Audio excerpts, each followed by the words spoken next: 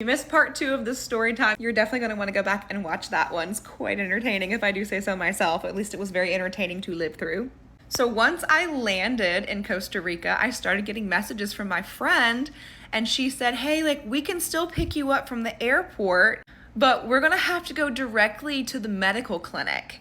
I had a bug bite, and it's starting to not look so good. So her and her boyfriend arrived to pick me up from the teeny tiny domestic airport in Baidraque. We drive to the really small medical clinic. I think the woman's name was Marietta. She was phenomenal. This is where I got my jewelry. I'm such a bad friend. Had to wait, like, I think we waited 30 or 45 minutes for her to actually get there, because Costa Rica, baby, mañana time. We are on mañana time, unless you need medical attention. So she checks my friend's leg out, and she puts her on some stout antibiotics, some pain medication. She cleaned everything and wrapped her up. Sent her on her way and said, keep me posted.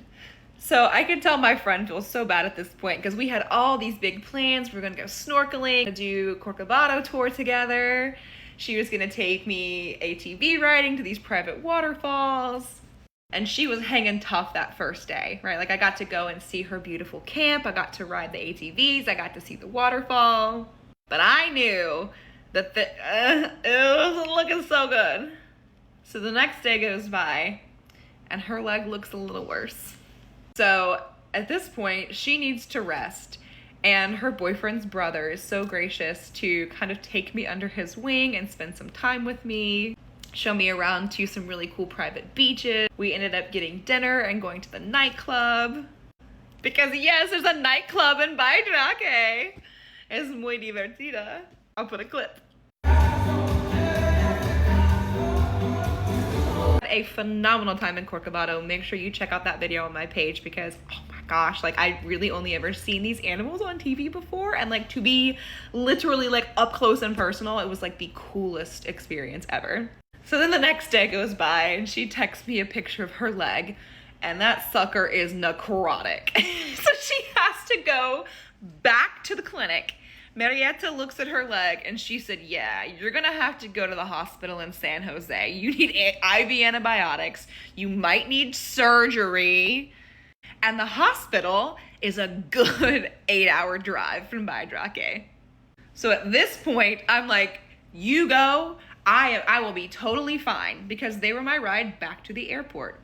At this point, I did not know how to use SinPay, which is like Venmo or whatever for Costa Rica. It uses Bitcoin or something along those lines. I don't know, I couldn't figure it out. I had 0 colones, no dollars, just an international debit card.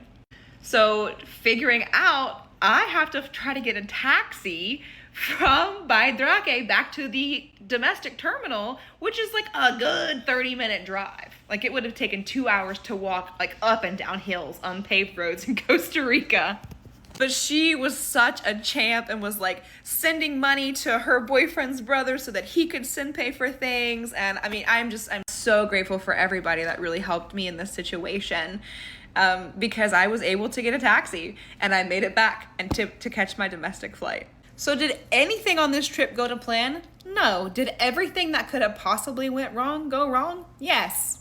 Did I have the absolute time of my life? There are not words. There are not words to describe. I tried to make like a cute little journaling video the other day, and I was just like sobbing, sitting there and realizing that I'm here. This is the next chapter of my life. Yes, I have to go back to the United States to kind of wrap things up, close up shop, finish selling my belongings, and move my bed back into my childhood bedroom at my parents' house. But I could look at all of that and say, I failed. I couldn't make it work here. Or I can say, look how blessed I am that I have family that's willing to watch my dog and my bird for a few months while I go live in Costa Rica. How blessed I am to have a space to actually stay when I come back to the country. How blessed I am to have a dad that can tow my car back to West Virginia and just let it sit. Because who needs a car at this point? So being able to stand up in the face of adversity and say, you know what? I don't care how many things are telling me no. It's a yes from me. It's a yes from me, and it's a yes from the divine.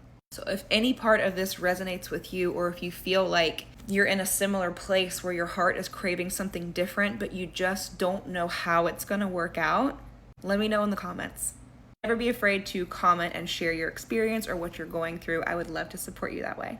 As for the next phase of this journey in switching my residency over from Virginia to West Virginia, and last minute the person who was supposed to help me move with my U-Haul not able to help me anymore, I am back to scrambling. I've been in the country for 24 hours and we're scrambling again.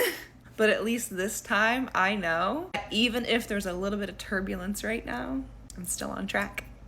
Make sure you are following me if you want to keep up to date with my travel stories. I think I'm going to post everything here on this page because I'm not just traveling for fun. Like, this is a spiritual mecca I am on. And if it's something that helps you realize it's more achievable and attainable for you, if you want it, I'm happy to be an open resource.